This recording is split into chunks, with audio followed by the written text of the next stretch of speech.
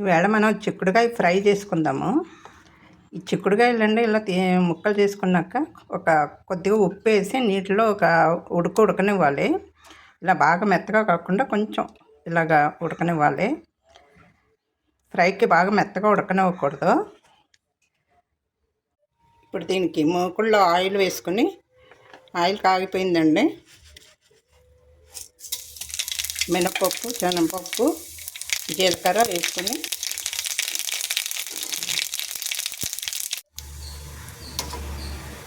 కరివేపాకు, ఉల్లిపాయలు వేసుకోవాలి.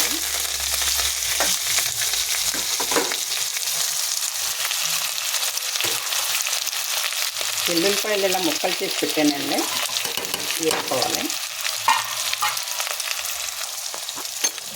కొంచెం వేగనివ్వాలి.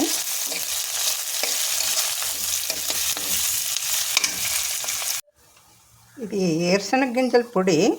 ఇది మామూలుగా మనం ఎప్పుడో చేసుకుంటాం కదా ఏరుశనగ గింజల పొడి అని. మామూలుగా పప్పుల పొడి, ఏరుశనగ గింజల పొడి, గూరునుగుల పొడి అలా చేసుకుంటాం కదా, అలాంటిది ఇది. ఇది ఒక 3 స్పూన్లు తీసుకున్నాను కూరలో, ఇంకా ఇందులోకి ఫ్రైలోకి. ఉల్లిపాయ వేగిపోయింది.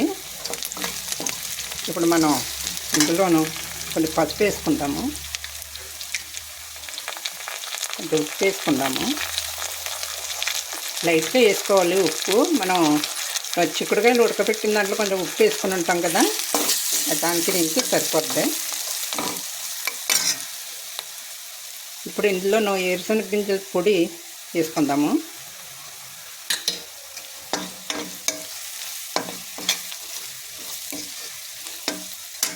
ఇందులో కొంచెం కొత్తిమీర వేసుకుందాము ముక్కలు చేసి.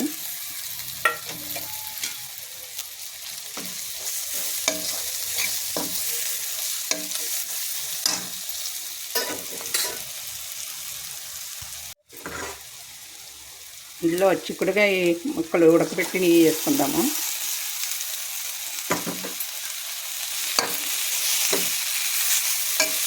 ఇది బాగా కలపెట్టుకోవాలి.